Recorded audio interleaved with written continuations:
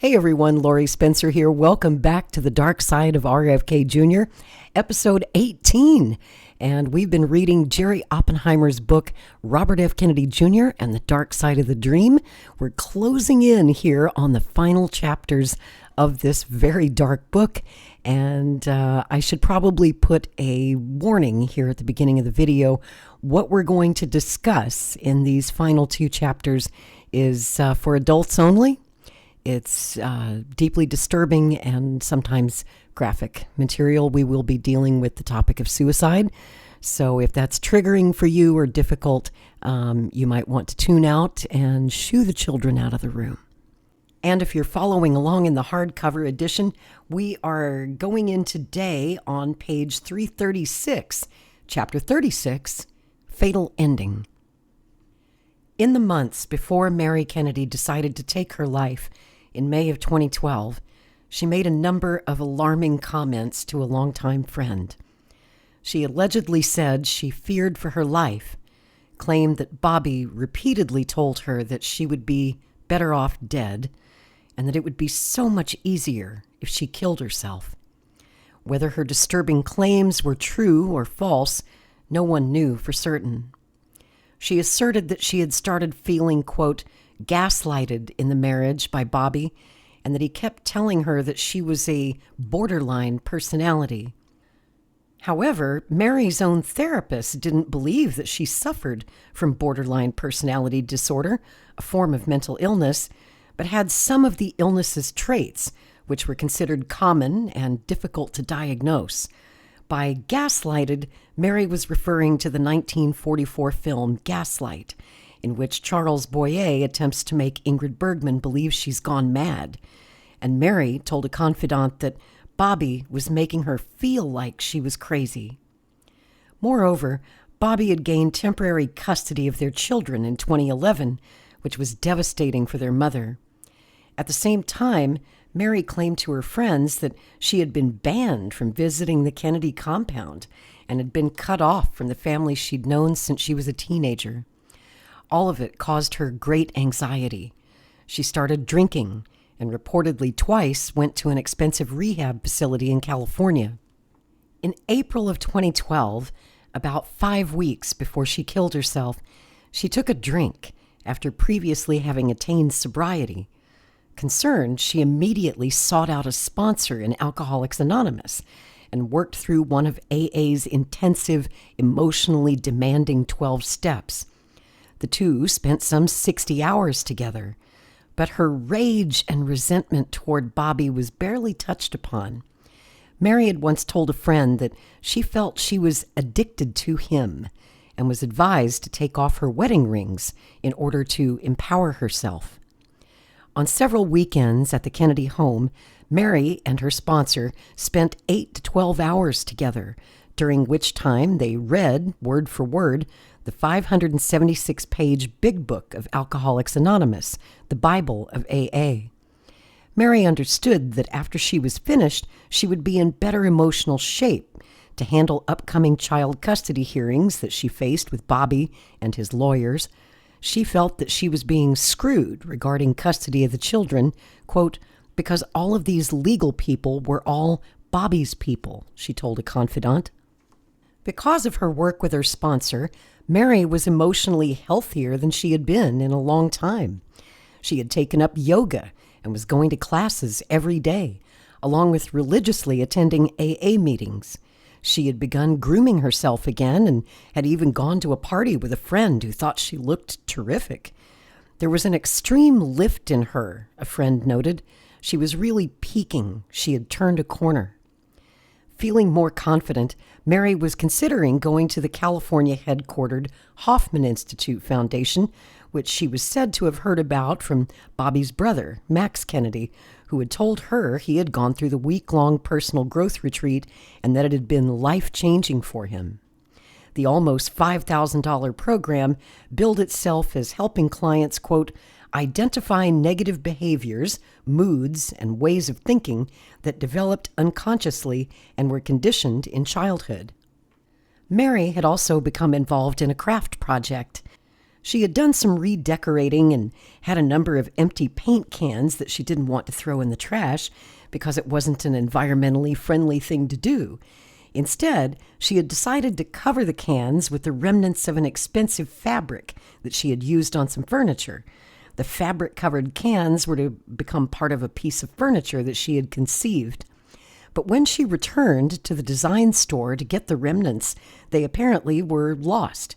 When Mary left the shop, she said in passing, "If you can't find them, I'll just kill myself." Later, the clerk found it all so sad and spooky when Mary actually did commit suicide just a few weeks later. Although they were separated, Bobby's alleged womanizing was an ongoing, agonizing concern for Mary. In one instance, she had begun to suspect that he had become involved with a socialite who was an influential board member of his Riverkeeper organization. After the alleged affair was reported in the New York Post, Ann Colley claimed that she and Bobby were merely professional colleagues and dear friends. The accusation that I had a romantic relationship with Bobby Kennedy is false. Mary Kennedy also claimed to a confidant that Bobby's Sprint Samsung cell phone directory contained the first names and telephone numbers of more than 40 women who were from all over the United States, Canada, and even Paris, France. Moreover, she claimed to have found evidence suggesting that when he traveled, he used the alias Robert Strong. On the evening of Monday, May 14th, 2012, 3 days before Mary would take her own life, Bobby's sister Carrie arrived unexpectedly at the Kennedy home in Mount Kisco, at a time when Mary was meeting there with someone else.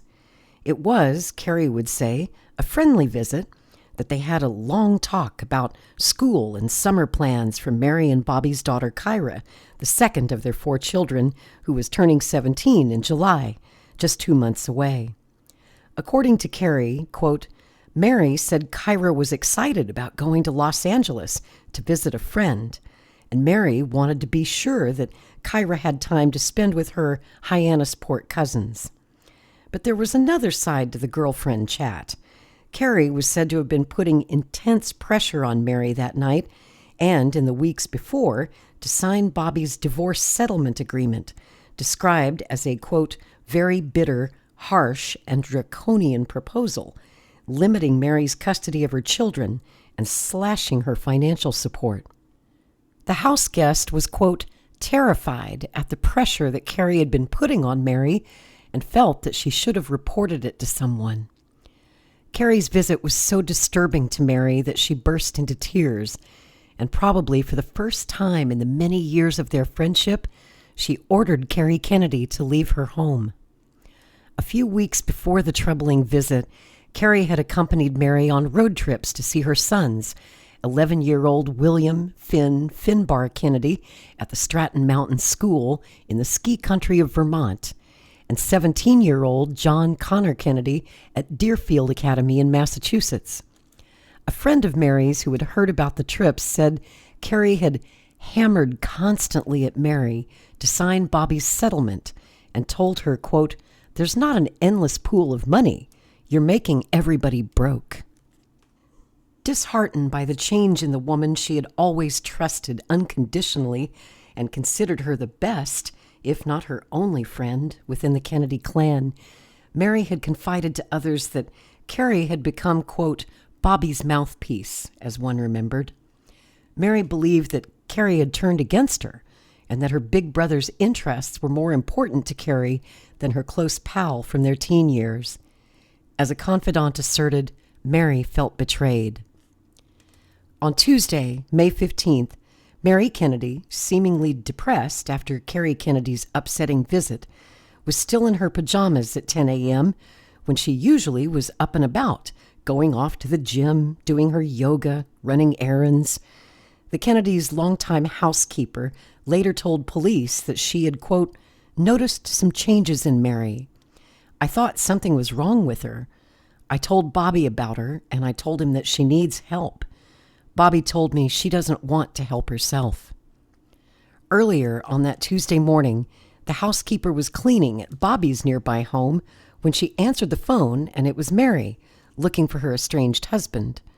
Because Bobby didn't pick up, Mary told the housekeeper to let the phone continue to ring until he answered.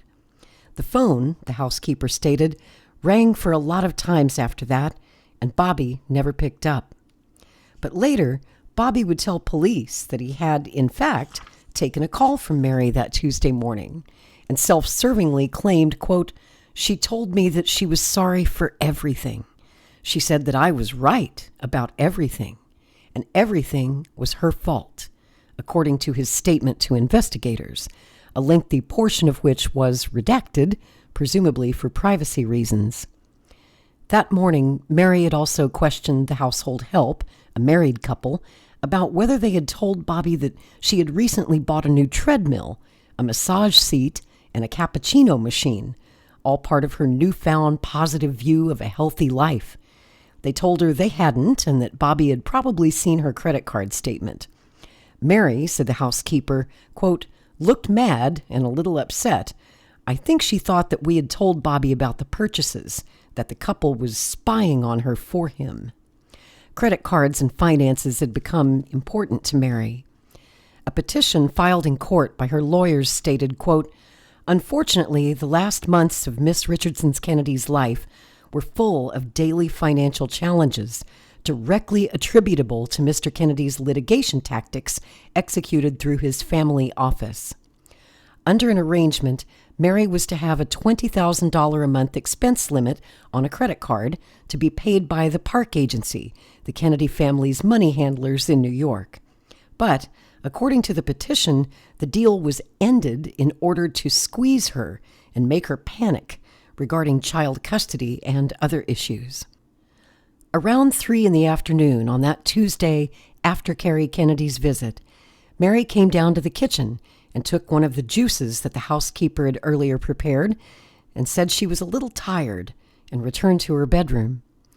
"That was the last time I saw her or talked to her," the housekeeper told police. "My husband asked me if we should check on Mary, but I told him no because I didn't want to disturb her." By 8:30, the house was dark. On Wednesday, May 16th, 2012, around 10 in the morning, the housekeeper went to check on Mary, called out for her but got no response. She checked the bedroom, the bathroom, the office, and the kitchen, and saw that Mary's car was still in the driveway, but the mistress of the house was nowhere to be found. Returning to Mary's bedroom, the housekeeper and her husband discovered her eyeglasses, her cell phone, her car keys, and her wallet on the bed. Also on the bed, in a small tangle, was a short length of rope. After checking down by the large pond on the Kennedy property and peering into an open but usually closed garage bay, the household couple, now very concerned as to the mistress's whereabouts, telephoned Bobby, their employer for many years. "I told him we were worried," the housekeeper stated. Bobby came to the house from his place a short distance away and, with the housekeeper's husband, began yet another futile search. He later told police that he had gotten the call around 12:50 p.m. and that the housekeeper had, quote, "sounded very scared. I then decided to drive over there and help her and her husband look for Mary." In her bedroom, on the bed, he saw her stuff and the rope. "I then checked the attic and she wasn't there," he later told a detective, adding, quote, "Mary and I are near the end of a long process of divorce. We are under court order to sever contact and to stay away from each other's houses. Yesterday, Tuesday, she nevertheless called me repeatedly."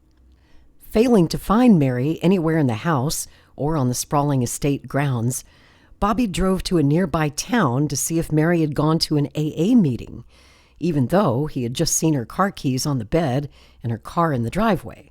Unless someone had picked her up, there was no way she could have gotten there. A couple of people who knew Bobby at AA were surprised to see him because he hadn't been to a recent meeting.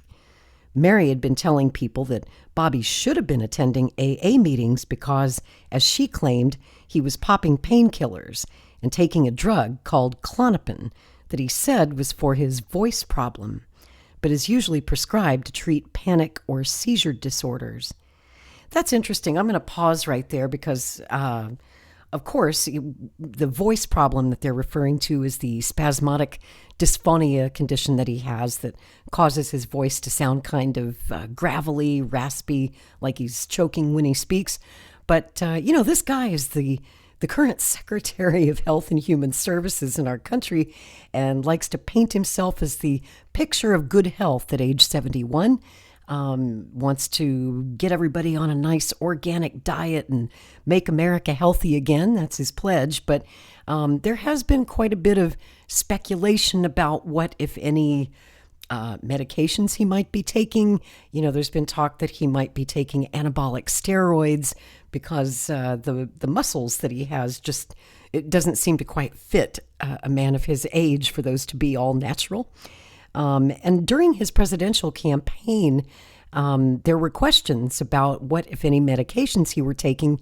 Bobby Kennedy did pledge to release his medical records during the campaign, but he never did. Back to the book.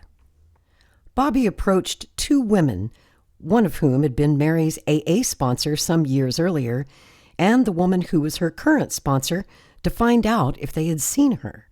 Both said they had not, but that she had been at Monday's meeting and had looked fantastic, had lost weight, and was doing yoga. The evening of that Monday was when Carrie Kennedy had confronted Mary. Bobby said he was worried, quote, "I think she's done something to herself," because Mary could not be found anywhere, and he noted that she had been missing since last night, Tuesday, and also had said that he'd found a piece of rope on her bed. Mary's sponsor told Bobby that Mary was doing well, that she had blossomed and had been in such a good place recently. Her remarks seemed to anger Bobby, she felt. He further claimed that the previous day, Tuesday, Mary had called him 17 times and had asked him to come back to her. Bobby said his response was, quote, "Mary, I am with somebody," presumably a reference to Cheryl Hines. Bobby, followed by Mary's sponsor, drove back to the Kennedy home and, for some reason, immediately began searching the wooded area of his property. Meanwhile, Mary's sponsor, along with the housekeeping couple, began searching the house again and checking the pond. Finally, the sponsor decided to inspect the second bay in the old garage, whose door was open. Inside, Mary was discovered hanging with a rope around her neck. As the housekeeper began screaming and crying, Mary's sponsor began yelling for Bobby and sounding the car horn, telling him to come to the garage. After 5 minutes or so, he finally responded and accompanied her to view his wife's body. He began crying and moaning, asked if she had telephoned the police, and when she told him she didn't have her phone with her, he called 911. At 1:51 p.m., an EMS medic pronounced Mary Richardson Kennedy dead. She was dressed in workout clothing and wearing sandals. Near her, on the floor, were 3 metal crates and a metal ladder, apparently used to stand on when she tied the hangman's knot. Concerned about how to tell his children, Bobby was overheard on his cell phone allegedly telling someone, quote, "Call her fucking family and tell them to get up here and help me with the kids." The person who overheard the call was shocked. When one of the officers asked Bobby to give a statement, he said he didn't have time and would do so later, which he did. But no significant interview was conducted with him at the scene, even though police were well aware of the bitter, ongoing divorce action and the previous domestic incidents, the many times they had responded to their home between Bobby and Mary Kennedy. I want to get right to that tragedy that has struck the Kennedy family. The estranged wife of Robert Kennedy Jr., Mary Richardson, was found hanging in her garage yesterday. It looks like she killed herself. ABC's Claire Shipman has the latest from Washington. Claire, she had been trying to cope with some serious trouble. She had. And Georgia, the family right now is grieving and in shock. We're told there will be an autopsy later today, and all we really know is that reportedly Mary was depressed and worried about her financial situation. ABC News has learned the 52-year-old estranged wife of Robert Bobby Kennedy Jr. was found in her family's Bedford, New York garage by a housekeeper Wednesday afternoon. Sources say the mother of four hanged herself. Police wouldn't comment. Overnight, Bobby Kennedy could be seen arriving at the house. The family is asking for privacy, but released a statement saying Mary was a genius at friendship, a tremendously gifted architect and a pioneer. Also saying Mary inspired our family with her kindness, her love, her gentle soul and generous spirit. I'll miss her. I liked her very much. I really feel badly for her children. Mary Richardson married RFK Jr., the son of slain political icon and former Attorney General Robert F. Kennedy, in 1994. He, a prominent environmental lawyer, she, a successful architect and passionate advocate for green design. They were married more than 16 years, but they'd known each other much longer. Mary was a friend of Bobby's sister Carrie at boarding school. But the couple reportedly had problems, and Bobby Kennedy filed for divorce in 2010. That was never finalized, but as their relationship broke down, Mary struggled publicly with drug and alcohol problems and had 2 high-profile arrests that same year, one for driving under the influence of alcohol and then prescription drugs. Any comments? No, thank you. But this chapter, horribly unexpected, and now a heartbreaking puzzle for her family and for the Kennedy clan, which has seen too many moments like this one. And Mary, George, leaves 4 children, as we mentioned, ranging in age from 18 to 11. Oh, wow. Okay, Claire, thanks very much. Boy, that family has dealt with so much heartbreak. They really have, and we're thinking of her children, especially this morning, George. Chapter 37, Aftermath. On Thursday, May 17th, the day after Mary Richardson Kennedy hanged herself, an autopsy was performed by the Westchester County, New York medical examiner. She determined that Mary Kennedy had died of asphyxiation and found nothing suspicious about her death. She had strangled herself, her examination showed, with a beige-colored rope, 9/16 of an inch in diameter, the knot of which had 9 loops. She noted that some of Mary's fingers, which were bruised, were between the rope and her neck, suggesting that she might have tried to abort her suicide, which probably was a natural reaction. There was a brownish-red abrasion on the left side of her neck. The toxicology report showed no alcohol in her system, but there were levels of 3 prescription antidepressants, one of which carried a warning that it could cause suicidal thoughts. But Mary's psychiatrist subsequently stated that the drugs were Mary's normal dosage. In the immediate aftermath, her horrified family, the Richardsons, said in a statement, quote, "We deeply regret the death of our beloved Mary, whose radiant and creative spirit will be sorely missed by those who loved her. Our heart goes out to her children who she loved without reservation." Underscoring what was a long-time breach between the two families, the Kennedys then issued a separate statement, quote, "It is with deep sadness that the family of Robert F. Kennedy Jr. mourns the loss of Mary Richardson Kennedy, wife and mother of their 4 beloved children. Mary inspired our family with her kindness, her love, her gentle soul, and generous spirit." The statement went on to add that Mary was a tremendously gifted architect and a pioneer and a relentless advocate of green design who enhanced her cutting-edge, energy-efficient creations with exquisite taste and style. Those words were a far cry from some of the allegations that Bobby had earlier made against Mary in his affidavit that was mysteriously leaked to a journalist, that is, the Kennedy historian Lawrence Leamer, after her death, and that were picked up in some news reports. Lawrence Leamer is out front tonight with much more of these revealing details. And Lawrence, what was the most shocking revelation that you learned from the affidavit, from all of these many interviews that you did with people close to the family? I don't think it was just one. It was a magnitude of them. And frankly, the worst ones I didn't put in the article. the abuse of the children. I just thought that was unnecessary, and I don't want people to view this as an evil woman. She was not an evil woman. She had borderline personality disorder. I want to just read something from the affidavit, which Please. of course you provided. Bobby Kennedy says, quote, Mary's violence and physical abuse toward me began before we were married. Did you find sources to substantiate that claim? Well, before he was married, he says that she was a trained boxer, and she hit him in the face with such strength that she hurt his eye ducts. If you see him now, he'll just start crying out of his left eye for no reason. Was because of this. A lot of this violence was just in the house. The children saw it, the housekeeper saw it, but the people outside the house didn't see it. And what did the housekeeper tell you about the final days? The last weekend, her kids were in private schools. She went to see them. And the children were delighted. Here was Mom. She was okay now. Mm-hmm. She was seeing them. She was seeing the teachers. She was so joyful and happy. When she saw one of her sons, the housekeeper went with her, and they stayed overnight in a hotel. And the housekeeper said the next morning they woke up and Mary was crying. Why are you crying? Because my children.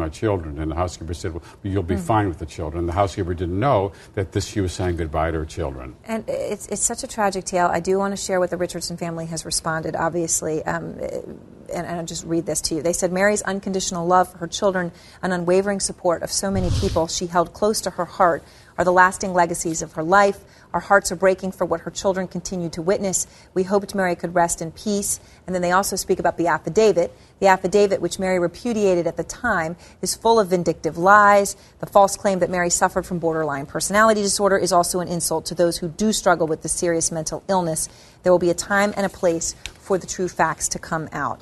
The description of Mary carried by certain news organizations since her passing yesterday, the Richardson family later told CNN, quote, is wholly inconsistent with the sister we knew and the life she, in fact, lived.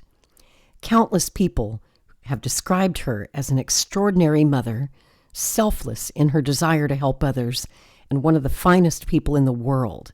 We know her as all those things and more.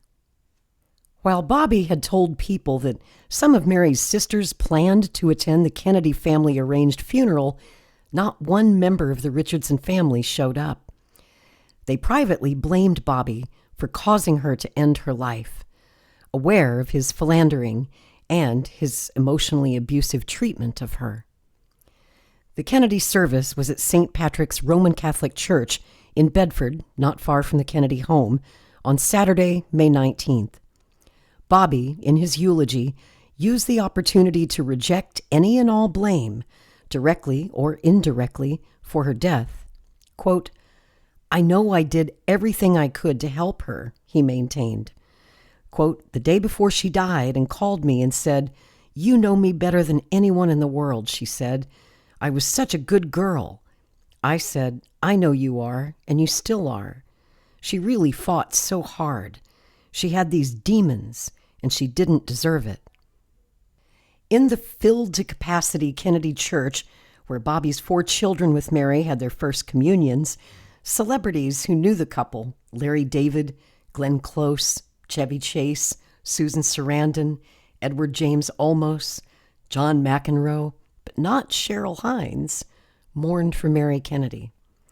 Among other Kennedy family members attending the service were his mother, Ethel, a veteran of many Klan tragedies, and Bobby's cousin, Caroline Kennedy Schlossberg, the soon-to-be-named U.S. ambassador to Japan, who had lost her father, mother, and brother.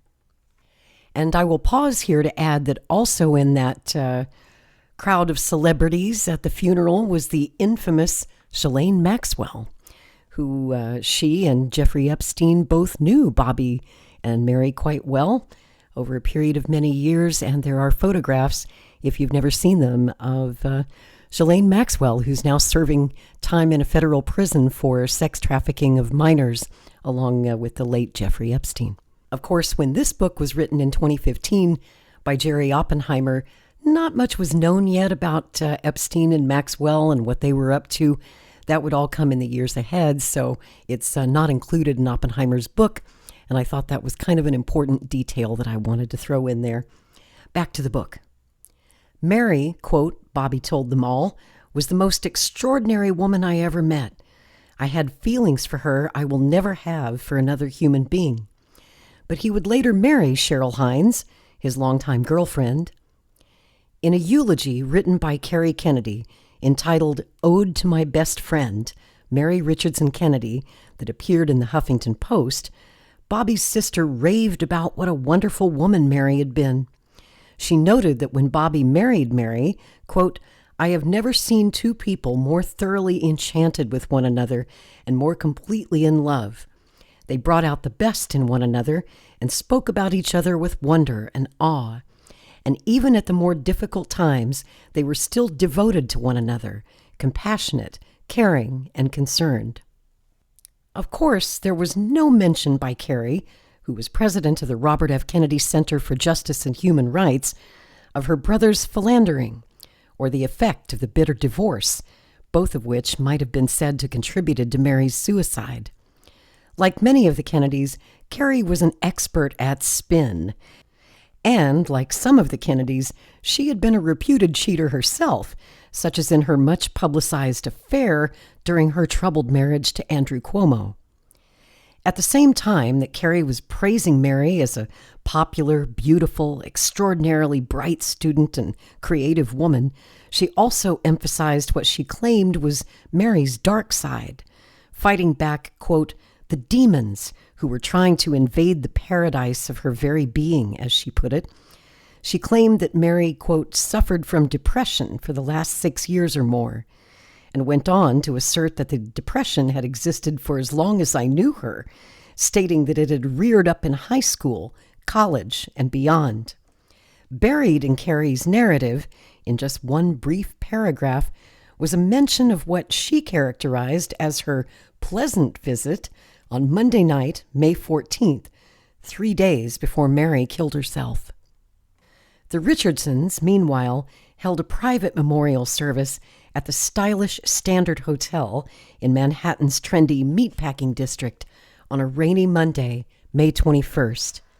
That service concluded with the playing of a recording of Proud Mary by Ike and Tina Turner.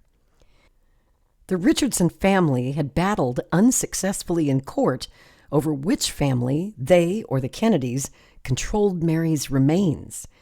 Bobby won that fight because he was still legally her spouse. They were not yet divorced, and so she was buried in a plain wooden casket in St. Francis Cemetery in Centerville, Massachusetts, where Bobby's Aunt Eunice was interred.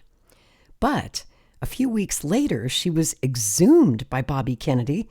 He literally had her dug up and moved to another grave 700 feet away in the same cemetery under cover of darkness, without telling anybody, without asking the Richardsons or getting a permit for moving the body. Very strange. And that move did spark some controversy in the press. Within a few months of Mary's suicide, Bobby put their home in Mount Kisco on the market for almost $4 million. When he and his first wife, Emily, bought that house in 1985, they had paid just $745,000. The home's value had soared in part as a result of Mary's green renovation. 2 months after the Mary Kennedy tragedy, her best friend, Carrie Kennedy, was arrested. On the morning of July 13th, 2012, she had mistakenly taken the controversial prescription sleeping pill Ambien instead of her thyroid medication. On her way to the gym in her Lexus SUV, she slammed into a tractor-trailer truck, but continued driving until she was found by a motorist nearby, slumped over the steering wheel, but not seriously injured. One theory, first offered by her doctors, was that she had suffered a complex partial seizure as the result of a previous unexplained head injury. But toxicology tests showed that she had ingested the strong sleeping medication. Just days before she went on trial in late February 2014, the New York Post columnist Andrew Pazer wrote that Bobby had called her and pleaded with her for compassion when writing about the latest Kennedy scandal. He asserted that his 54-year-old sister, the seventh born of RFK and Ethel Kennedy's children, deserved to be considered innocent because she had done so many good deeds for humanity throughout her life, Mother Teresa-like. He boasted that she had been, quote, instrumental in freeing political prisoners and dissidents from around the globe from imprisonment and torture, and made the far-fetched claim, with no supporting evidence, that if she were to be convicted at her trial on the misdemeanor drug driving rap and put in jail, political agitators and gay Africans could wind up being imprisoned, tortured, or even killed. Ethel Kennedy, 2 months away from her 86th birthday, showed up at the White Plains, New York courthouse, confined to a wheelchair and surrounded by concerned family members, friends, and assorted entourage. The matriarch's aged condition generated much sympathetic media and courtroom attention.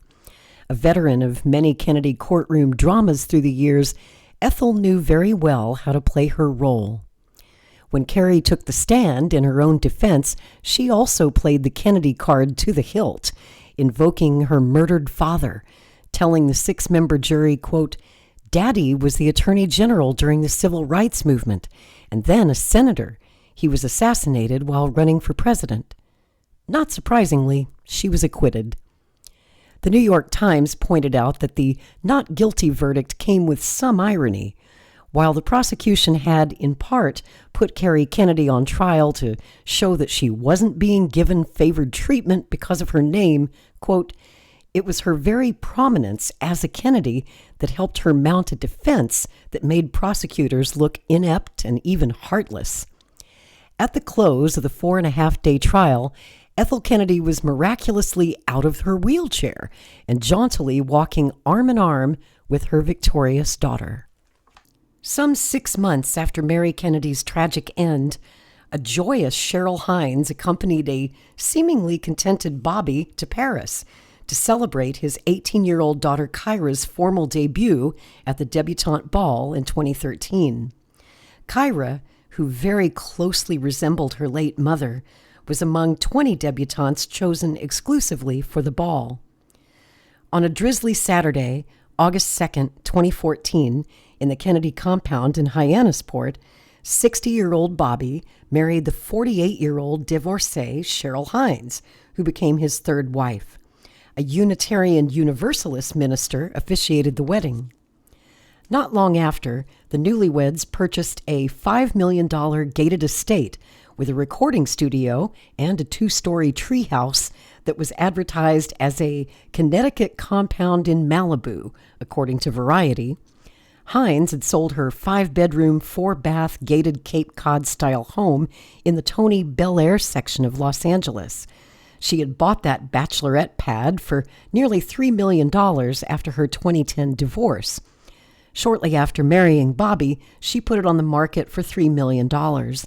Bobby's sister, Rory, the filmmaker, had also bought a home in Malibu, a foreclosed gem of an estate with an ocean view, for $2.9 million. Some in the Kennedy circle believed that Bobby was leading part of the third generation in a migration west from the Kennedys' old domains back east, as a way to put behind them the haunting tragedies and scandals of the past. Before becoming a Kennedy wife, Cheryl Ruth Hines had been married for almost 8 years to a Hollywood producer and manager, Paul R. Young, who had helped her with her acting career. Hines married Young, reportedly a descendant of the Mormon Church founder and polygamist Brigham Young, on December 30th, 2002. 2 years later, Hines gave birth to a daughter who was named Catherine Rose. Paul Young was a handsome, bright English literature major at Swarthmore College, but with dreams of becoming a movie and TV mogul. When he first moved to Hollywood in the early 1990s, he worked as a waiter. His first job in a creative field was as an assistant to the Variety editor Peter Bart, a one-time studio executive who had written a book about Mormon culture and was also a Swarthmore alumnus. According to Bart, who profiled Young for Variety in 2010, quote, "He didn't know a damn thing about the entertainment business, but soon Paul was deciding who I should talk to on the phone and who I should ignore." Bart readily concluded that Paul Young was a, quote, "smart hustler." In the late 90s, Young had gone into partnership with Peter Principato, a Long Island-raised graduate of Adelphi University, where he was vice president of the junior and senior classes. By the age of 24, he was one of the youngest talent agents at William Morris. He and Young later formed Principato Young Entertainment, which managed a stable of comedic actors, including Cheryl Hines, and that's when she and Young began their relationship. It was in late July of 2010 that Young filed for divorce from Hines, citing the boilerplate Hollywood reason, irreconcilable differences, with property rights to be determined.